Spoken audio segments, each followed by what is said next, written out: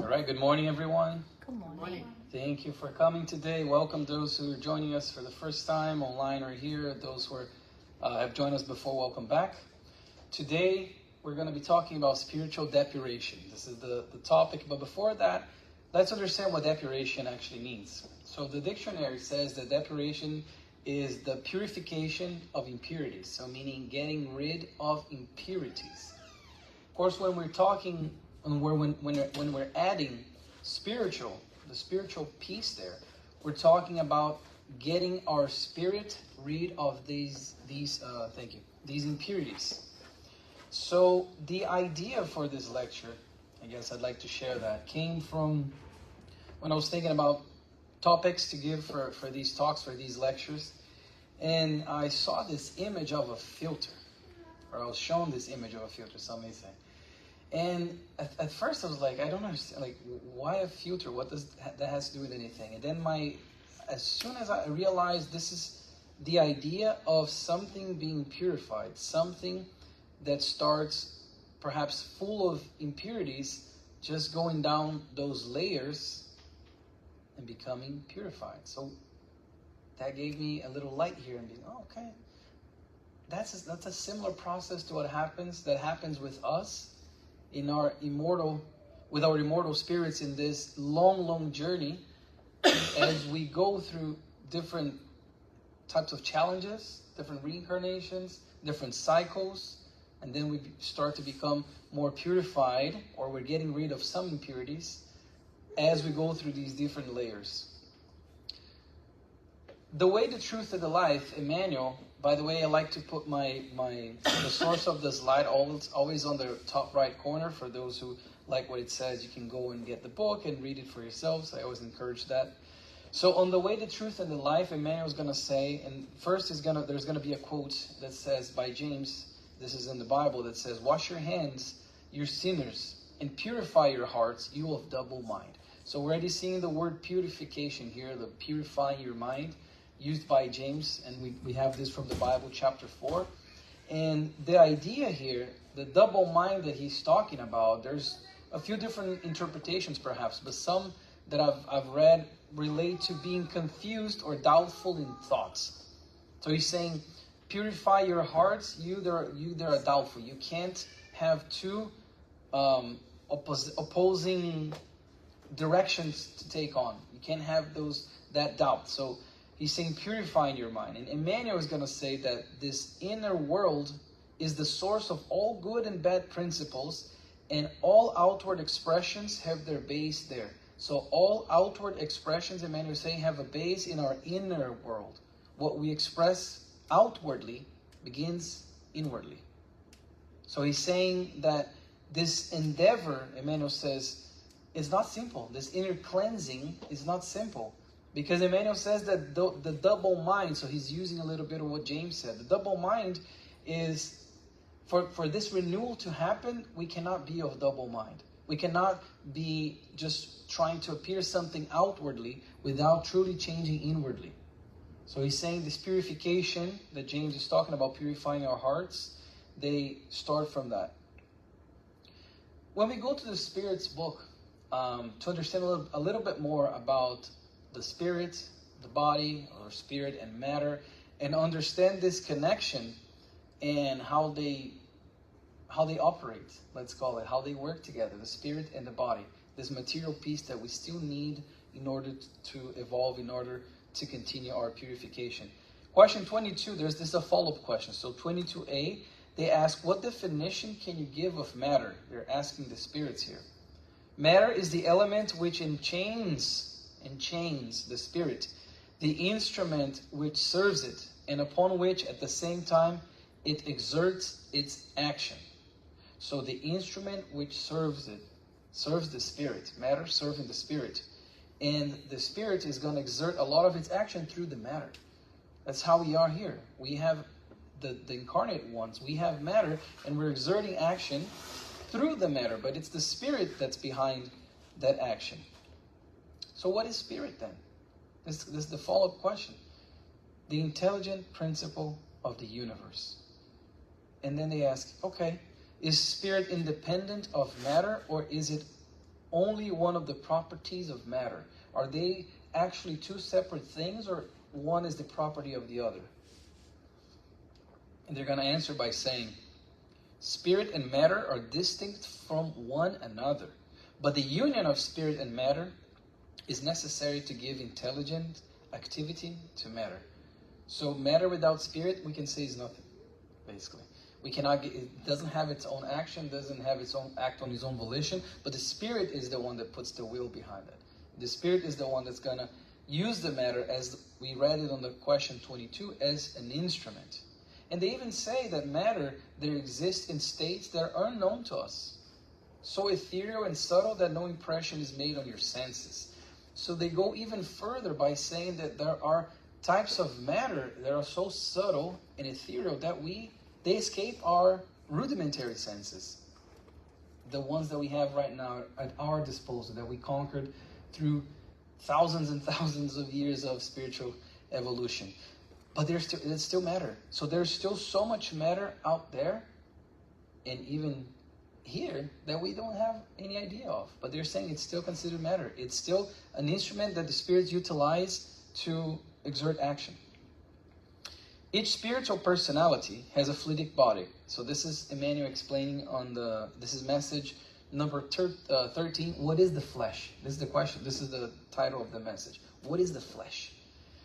Each spiritual personality has a fluidic body.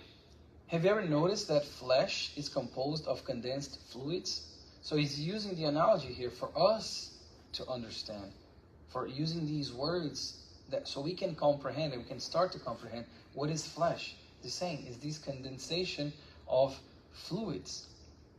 Of course, he's going to say, when these fluids combine, they obey the imperatives of life on earth.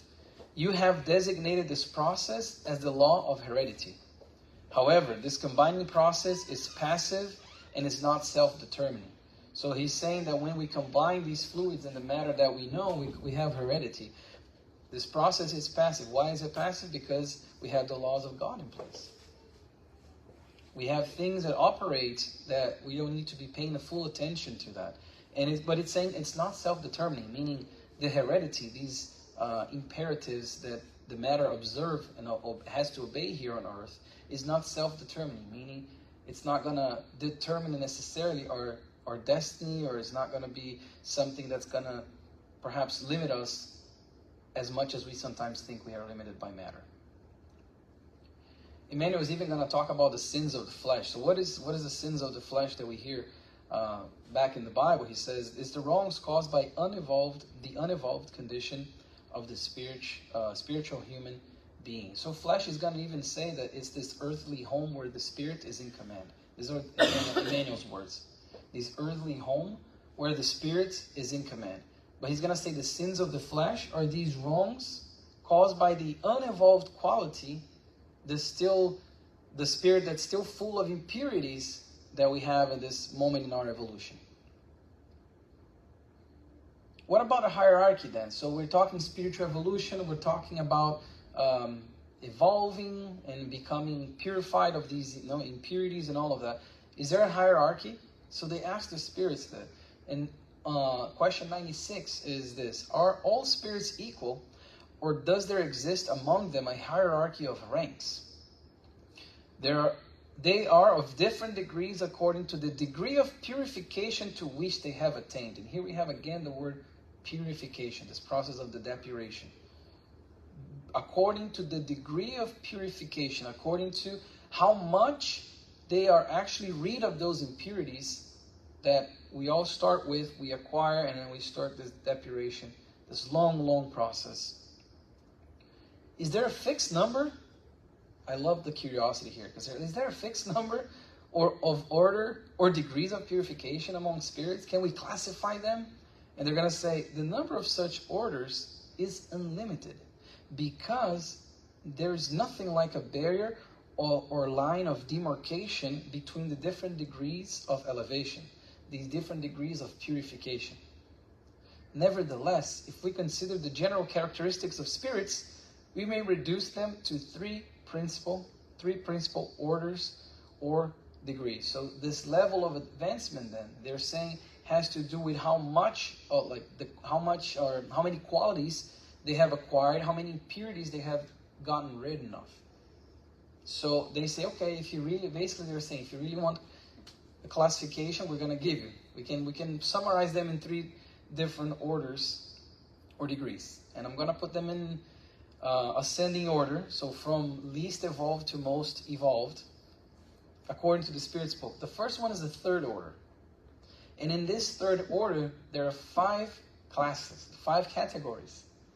This 3rd order, they call them the imperfect spirits. This is all in the Spirit's book. So in this 3rd order, these imperfect spirits, they're still, the characteristic about them is this this big influence that matter has over the spirit. So the spirit has less influence over matter. And as they go, even within that same order, as they go, they're going to say, they're going to change. So like the 10th there, which is impures, has its characteristics compared to the noisy and boisterous, who are already a little bit more purified, a little bit more evolved.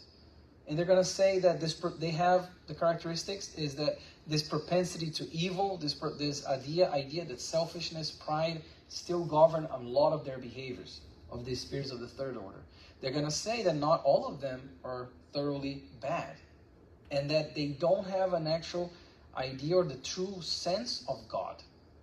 So they're saying, okay, if you want classification, if you want like an order, here it is.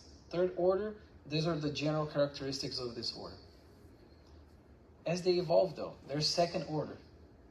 We have the benevolence, the learned, the wise, the high. And again, as we're going up, so this is 4 classes. So we have 5 in the 3rd order, 4 in the 2nd order.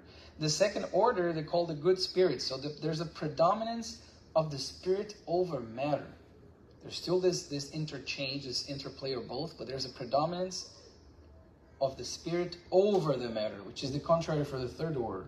And we'll see as we go, this relationship between matter and spirit becomes even stronger in the sense of the spirit having total control over matter.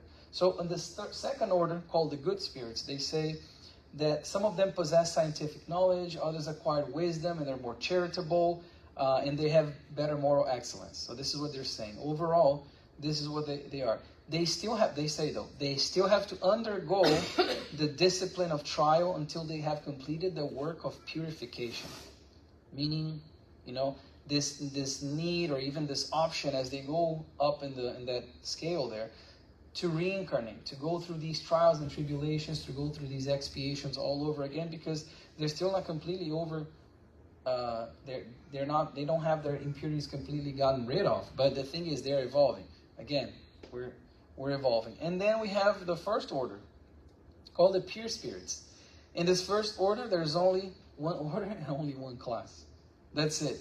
So the pure spirits, they're going to say, are those who have passed through every degree of purification in the scale of progress, and they have freed themselves of all the impurities of materiality. So the material exerts no power for them over the spirit anymore. Their spirit is that evolved, is that purified, is that strong, that they have total control over that. And having attained the sum of perfection which created beings are susceptible, they no longer need to undergo the process of trials, these expiations, these reincarnations. They don't have to go through that anymore. They are that purified. And so that's the 1st order.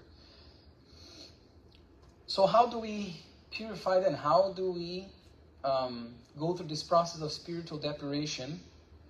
And one of them is these challenges, the pains, these expiations, all of those things that we suffer, and we use them as learning material for our purification, as ways to purify ourselves. Message number 150 from The Way, the Truth, and the Life is called goads, which I had to Google what this object was, because even in Portuguese I didn't know. But it turns out it's a sharp, pointy object that's used with the ox. So when you're harvesting or when you're building your field and all of that, preparing the field, the ox is going to go in the direction that you want, but it pricks the ox. So it's something prickly that pierces. So then it moves because you're like basically like poking it with a stick, basically. This is what golds is. What the word gold, or the plural here, golds is. So Emmanuel is going to say in this message 150, what's the analogy then with the golds in us? The evolutionary way is covered with golds. It's covered with these pointy things that if we're not following what we need to be following, we're going to get a little poke in the back there in the leg, and then we're going to have to move forward. We cannot go back. We can slow down our progress, but we cannot go back. And these golds are these things that in our evolutionary way, as he's saying, we're going to encounter. According to this plan, Jesus has created the noblest stimulations for the terrestrial sphere. Thus, wealth and poverty, homeliness and beauty, suffering and struggle are actually goals of opportunities implemented by Christ for the benefit of humankind. So he's saying here, he's talking about these different types of goals, these different types of these instruments that are going to propel us forward. They're going to help us move forward in our process of purification. Each existence, he says, has its particular difficulty, as does each person. But this symbolizes a blessed opportunity. Examine your life, identify your goals, and do not rebel against them.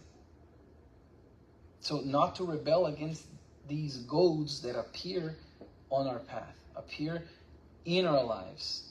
And that is indeed, sometimes, indeed, the higher spirits even the benefactors trying to help us to evolve. Prepare these goals, these opportunities that we have to evolve. Still in the same message, he's going to say, God gives himself to the children of his entire creation, sharing with all of them the treasures of his infinite love, stimulating them to evolve by means of 1,000 different ways. Of course, 1,000 different ways, because there are 1,000 different goals that we can encounter in our lives that are going to propel us forward. And he's going to say, still, there are many spheres like Earth where the inhabitants have not yet grasped these glorious realities, and so they halt their progress, slumbering on the bed of illusion. So he's saying it's not just on Earth. First, there are many mansions. We're going to just take a brief look at that. So there are many mansions. There are many planets, many spheres that we can utilize that are similar to Earth to evolve. But we are here. This is where we are. These are the goals that we have. And he's saying here that it's not only on Earth that there are these people, these inhabitants, that have not grasped these glorious realities, meaning these opportunities that these goals propose to us, and still slumbering on the bed of illusion. What is that bed? The materialistic way. Thinking very narrowly, in a myopic way, in a myopic sense, where we think this is the only existence that we have ever had, and will ever have. On the book Between Heaven and Earth, Blandina is talking to Hilario and André, who are two characters there. And this book is psychographed by Chico Xavier, by André Luiz. And she's talking about the education. So they're studying there in the spirit plane. And they're saying, okay, why are they studying? Is education that important still here? And she says, education may not be a condition for our happiness, but it's crucial for our soul's evolution. So I thought this was beautiful to bring, because as we go through this process of spiritual depuration, as we're learning things in practice, the need to study, the need to improve ourselves through this study, through this education, the right one, is extremely important. So that's what she's highlighting. So she goes on to say that evolution, competence, personal growth, and sublimation are the results of constant toil. And I bolded there, constant toil. The more knowledge we possess, the more active we are. Idleness keeps our mental energies focused on the lowest planes of life. Toil, and we can even translate toil here with these goals, is a blessing.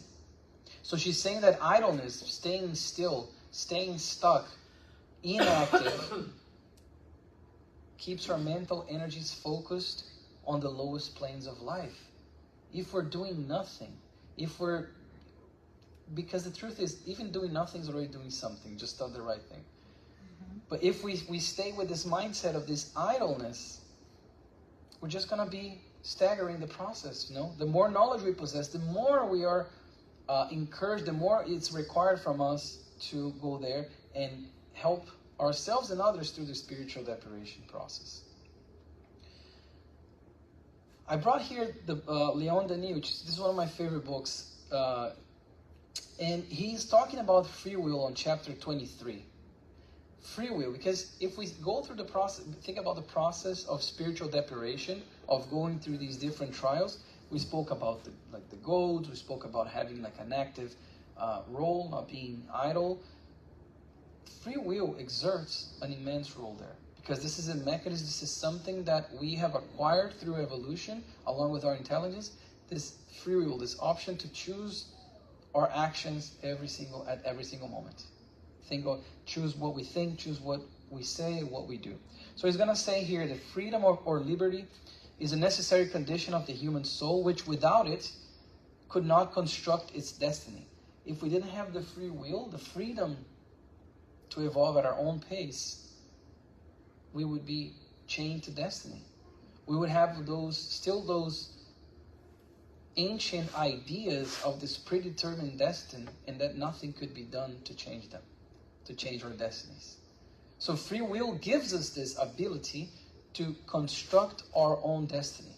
So he's saying, therefore, let us rise to the conscience of our true role and goal, and we will be free. Through our efforts, our teachings, and our examples, let us make sure that not only willpower, but also goodwill and good itself prevail. Also, instead of forming passive beings bent under the yoke of matter and prey to uncertainty and inertia, here's inertia again, let us fashion truly free souls freed from the chains of fate. So he's urging us to think about this free will. Think about exercising the time that we have every single moment of our time, of our day. When we're talking about spiritual depuration, we're thinking about the layers. We can conceptualize that through the process of reincarnation, through these different reincarnations, these different goals that we have been blessed with in different lives in different material, bodies that we have assumed. So the one here, this is from chapter 14. Jesus is talking to the apostles about some questioning from Nicodemus, I think it was, when he was asking him about the body and all of that. So Jesus is saying here, the body is just a garment, and all material garments eventually become tattered. But as God's children, human beings will always find in His love the elements they need to change the garment. So he's talking about the body as a garment, as something that is disposable, because that's what it is in the end. Mm-hmm. It's something that we use, that was granted to us, that we use to evolve our spirit. The death of the body, he's going to say, is that essential change because the soul will continue to journey through other experiences until it reaches enough light for the final pathway into the kingdom of God with all the perfection it has achieved on the rough roads it has traveled. On the rough roads, because we are still going through those rough roads, and we have been, and we still are, because of our own degree of evolution as a society, as individual spirits, in the plane that we see ourselves in today. And he's saying here that the death of the body is essential, is this essential change. The same way, when we're children, we have clothes that we as adults don't use anymore. We had to change them. We had to adopt new clothes, new vestments, new garments as we grow physically. It's the same thing with the spirit. Because we saw the difference between the relationship between spirit and matter. He's going to say as well, those who abused the tunic of wealth will wear those of the humblest slaves and servants in the future, just as the hands that wound others may be severed, chopped off. What is he talking about here? Will wear in the future. In the future reincarnations. And even in the spiritual plane, we know from many books from Spiritism about them getting rid of their bodies, but still there, their spirits, their spiritual body, we can call, having these deformations because of what happened to the flesh, to the material body. But then as we think of, they're saying here, as we think of the reincarnation, as we think of those who abuse the tunic of wealth, will come back without that tunic, and those who hurt may have that part severed. And on the book Memoirs of a Suicide by Ivone Pereira, she talks about, there's two characters actually. One of them, this is the book is psychographed by Ivone, but the spirit is Camilo Castelo Branco. So there's two characters there. One is Silveira, and he's one of the, let's call it, friends for the main character. And they all died by suicide. And they're in the other plane. And one of them, when they're about to, sorry to spoil if anybody wants to read the book, but one of them, when they're gonna reincarnate, Silveira is one that he abused the tunic of wealth. But the thing is, he's gonna come back with that same tunic of wealth. He's gonna get a chance to do it again differently, because the situations always change. But he's gonna come back with the same tunic of wealth, giving that same instrument, that same opportunity, because that was what was necessary for him to evolve. So he's gonna receive that tunic of wealth again. But there's another character called Mario who killed somebody with his bare hands, and then he died by suicide soon after. But because he used his hands to kill somebody, he is gonna come without his hands in this next reincarnation. Meaning exactly what this last sentence here was talking about this necessity that we have to go through these trials that are absolutely important for our own spiritual depuration, spiritual evolution. And if we think of the reincarnations, this is merely an illustration. This doesn't follow this exact path. But we can think of ourselves as we're, spirits are on our journey as that mud right there, simple and ignorant. We're created simple and ignorant. And as we go through our processes, we start to evolve to become purified. And I brought the image of a future here. We can think of, we may have a reincarnation, have had it as a slave. What did we do with that? What did we do when we were in that condition, with that reality? Then we may come as royals, with royalty, with wealth.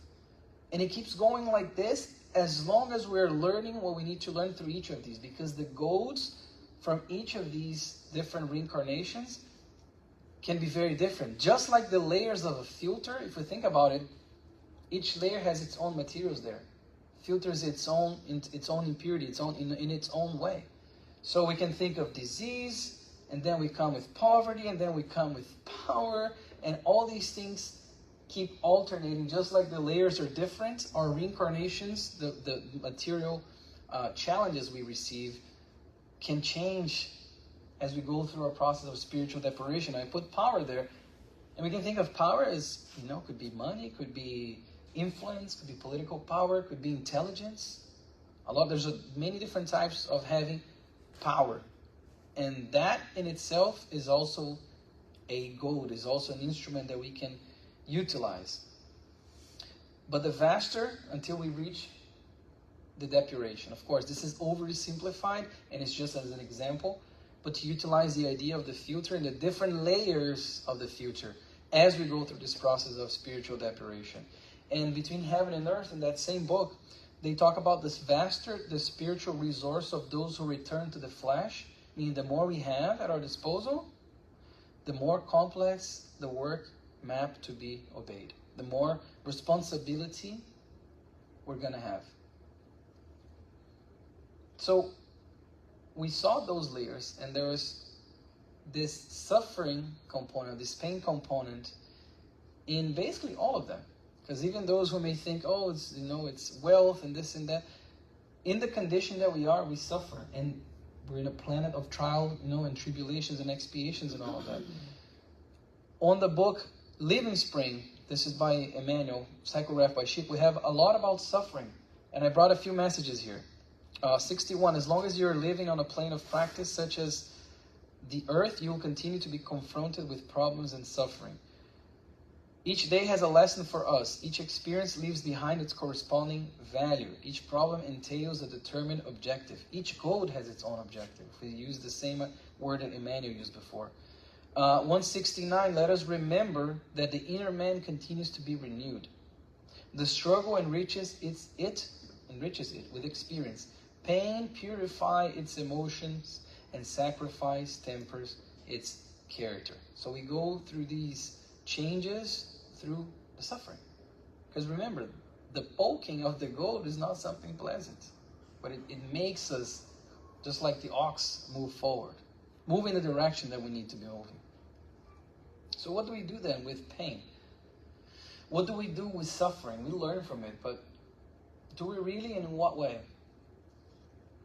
So I saw this image a while back, and I brought it here because I think it's simple, but it's nice. What to do with our suffering? We can do a couple of different things. We can simply suffer from our pain. We can drag our pain. We can analyze our pain.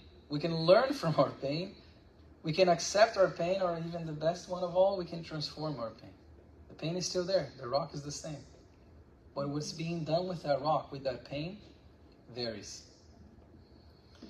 And if we think about, again, the different layers, the different suffering, the different types of suffering, the different pain and the challenges that we have, we can think of this image and realize what is it that we're doing with our own suffering, with our pain.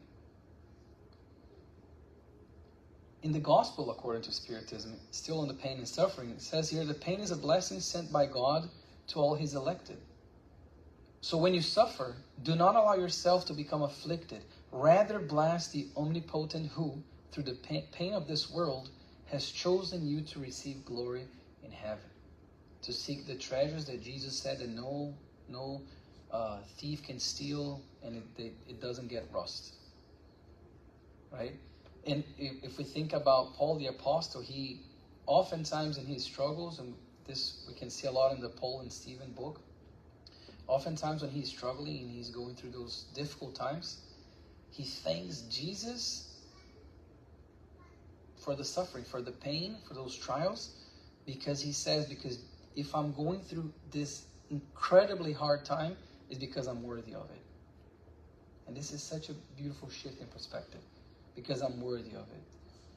The pain faced, and this is from Joanna, Happy Life, the pain faced with resignation decreases in intensity. And resignation here is not passive acceptance. But that's another lecture for another day. So when do we stop suffering? Do we ever stop suffering? So I found this sentence here that from the book Action and Reaction was amazing. And it says, whenever our pain, Silas says this to Andrelise, whenever our pain doesn't cause new pain, and whenever our affliction doesn't cause affliction in those around us, our depth is in the process of expiring. So whenever our pain doesn't cause new pain or pain in others, our depth is in the process of expiring. So we can all gauge ourselves. What are we doing with our pain? And if our pain is having any effect on the others around us. And we'll know when that doesn't happen, our depth is in the process of expiring. Know thyself. So question 919 on the Spirit's book, it says, what is the most efficacious method of ensuring one's own moral improvement in the present life and resisting the attraction of evil? And they're going to answer, one of the sages of antiquity has told you, know thyself. And if we look inward, we can actually have a good idea of our own goals, our own challenges, our own pain, and what is it that we need to overcome. What challenges do we need to overcome? Progress, then. We advance. If you think of the water in the spiritual filter there, it goes down. It doesn't go up. It's going through these layers, as we are going through these layers. Progress is a law of nature. All beings of creation, be they animated or not, have been submitted to this law through the bounty of God, who wishes everything to be exalted and to prosper. Even actual destruction, which appears to men to be the end of everything, is only a means of reaching a more perfect state through transformation, seeing that everything that dies only to be reborn again suffering no consequences from the annihilation. So he's talking about the things that sometimes we think of destruction, we think is the end, this is not progress, like this is going backwards. There's always a purpose behind it. There's always this cycle. There's always this transformation. This is the key word here, the transformation. In the book, Our Daily Bread, it says, there's a message called Think a Little. And it's this. Christ, Emmanuel is going to tell us, Christ began his divine mission among peasants. He lived among irascible doctors of the law and rebellious sinners. He associated with the sick and the afflicted. He ate the hard bread of the humble fishermen and finished up his holy work between two thieves. That's called message number 2, Think a Little. Emmanuel's going to say, what are you hoping for? If you're waiting for an easy life in situations of prominence in the world, remember the Master and think a little. So Emmanuel, so good with his words, inviting us to put everything into perspective and imagine if a spirit of the order of Christ chose to go through all of that to show us so many lessons. What do we have to complain? What are we hoping for? He's saying here. Think a little. In the message, it's called Think a Little. So then if we go through the process of purification, and I already mentioned a little bit about earth being one of the material planes that we go through that. We have on chapter 3, in my Father's house are many mansions. This is a quote we have from the Bible that Jesus said, and this is chapter number 3 of the Gospel according to Spiritism. The house of the Father is the universe. The different mansions are the worlds which circulate in infinite space and offer the spirits who incarnate on them dwelling places which correspond their progress. Conforming to whether the soul is more or less purified, here's the word again, purified, and detached from material lies, the ambient in which it finds itself will vary infinitely.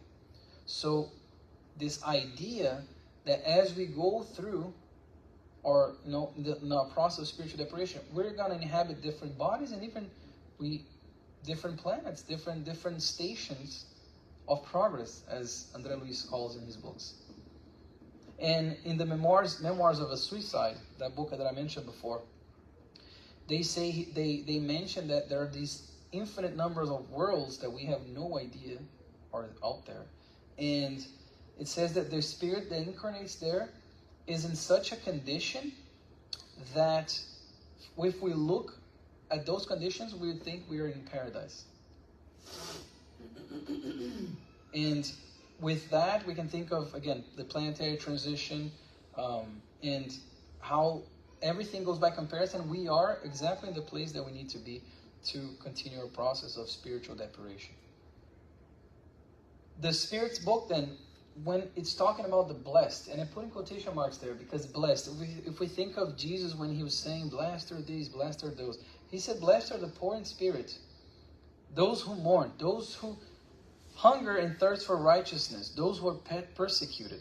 So he's saying all these things that nobody wants to be mourning or being thirsty and hungry for righteousness or persecuted. And he's also saying, blessed are the meek, the merciful, the pure in heart, the peacemakers. So he's saying all these challenges, and he's saying blessed. Blessed are those who are like that. And if we go to the question 1013 of the Spirit's book, it says here, the state of imperfect spirits who have to expiate their faults until they have attained the complete purification that will raise them to the state of perfect blessedness. So this is a question actually about purgatory. How, where is it? And they're saying it's internal. The purgatory or own hell is internal. And they're saying here that the state of these imperfect spirits who have expiated their faults until they have complete purification, attain a complete purification, and they're talking about the perfect state of blessedness, because as we saw, blessed are those who are going basically through these trials, and blessed are those who are meek, merciful, pure in heart, peacemakers, all those qualities that we're trying to exercise as imperfect human beings that we still are, imperfect spirits going through this process of purification. And then to end, I wanted to throw this to you guys, and don't say it out loud, but then what about us? What are we doing with the layer, or in the layer that we're in right now, with this unique opportunity that we have. What are we doing in our process, and understanding that we started there and we're going down until we become eventually, in the long future, purified. But what are we doing with those goals? How are we using our free will with the aim of this, with this process of the spiritual depuration insight? Thank you very much for the time, and I hope everybody has a blessed week. Thank you.